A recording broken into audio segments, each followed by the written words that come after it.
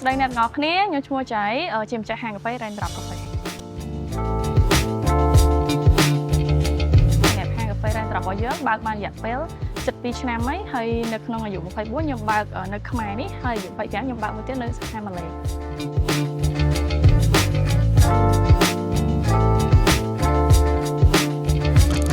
មូលហេតុដែលខ្ញុំជ្រើសរើសឈ្មោះ Raindrop Cafe ជាឈ្មោះហាងរបស់ខ្ញុំហ្នឹងគឺដោយសារតែ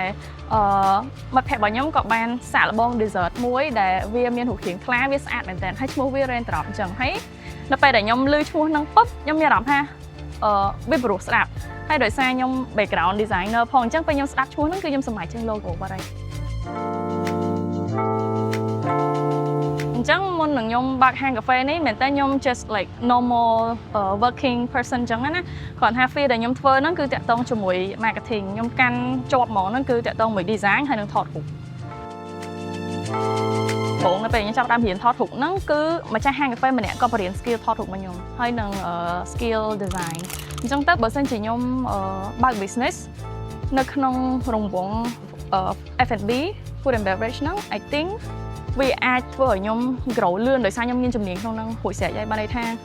យើងដឹងថាយើងចាប់ពីណាទៅមុនហ្មងគ្រាន់ថាធ្វើម៉េចឲ្យចាប់អតិថិជនគោលដៅយើងឲ្យត្រូវដោយសារយើងផ្ដោតទៅលើការ take away មូលហេតុដែលជំរុញឲ្យខ្ញុំបើកសាខាទី2 Raindrop នៅម៉ាឡេហ្នឹងមែនតើដោយសារនៅពេលដែលខ្ញុំ first time visit ទៅម៉ាឡេពេលហ្នឹងអត់ទាន់មានកម្រងបើកកាហ្វេទេតែខ្ញុំឃើញថានៅនោះគេចំណូលផឹកតែគុជហើយនៅកាហ្វេច្រើនដែរហើយទីផ្សារដូចរបៀបយើងសម័យថាយើងអាចចូលបានណាបើមិនជាយើងដឹងពីរបៀបបើកនៅនោះតាក់ទងមួយរសជាតិកាហ្វេអីដំបូងអូខេយើងមាន recipe កូពីខ្មែរទៅហើយប៉ុន្តែគ្រប់មនុយទាំងអស់គឺខ្ញុំ restart making ឡើងវិញណាដោយសារយើងត្រូវមើលទីផ្សារដែរថានៅខ្មែរយើងញ៉ាំរសជាតិប៉នេះល្មមទេតែបើយើងលក់នៅនោះហើយលក់ដាច់ហើយដោយសារអីចំណូលចិត្តរបស់មនុស្សផ្សេងគ្នា best selling ហ្មងនៅក្នុងហាងកាហ្វេរបស់យើង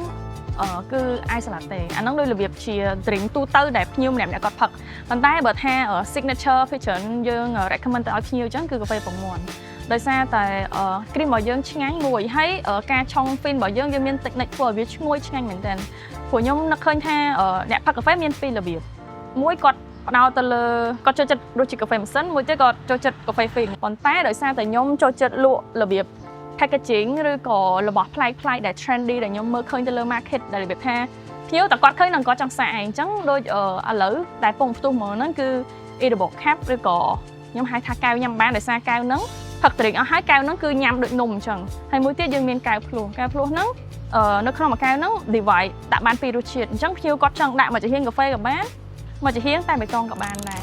អញ្ចឹងតាក់ទងមួយទៀតនៅក្នុងហាងខ្ញុំដោយសារយើងមានលក់ជា sandwich ហើយនឹងយើងមានលក់ជា tiramisu ដែរតាក់ទងមួយ sandwich គឺយើងចង់ឈុតឲ្យភ្ញៀវរៀងមានអារម្មណ៍ថា affordable ហ្មងដោយសារ drink មួយកែវ sandwich ធំមួយតម្លៃតែ$2ហើយតាក់ទងមួយ drink មួយកែវហ្នឹងគាត់អាច select drink អីក៏បានដែរតែបៃតងតែជ្រក់អីតាមតម្រូវការគាត់ចឹងណាអញ្ចឹងដោយសារតែ Raindrop ជាប្រភេទហាងដែលយើងផ្ដោតទៅលើការ take away ក៏ឲ្យយើងមានតិចអញ្ចឹងតាក់ទងមួយការសហការមួយ Eget it's a must to start ហ្មងខ្ញុំផ្ដោតខ្លាំងទៅលើការដឹកជញ្ជូននៅពេលដែលខ្ញុំបើក3ខែដំបូងខ្ញុំបំបុក promotion អញ្ចឹងក្នុងមួយថ្ងៃអាច load ដល់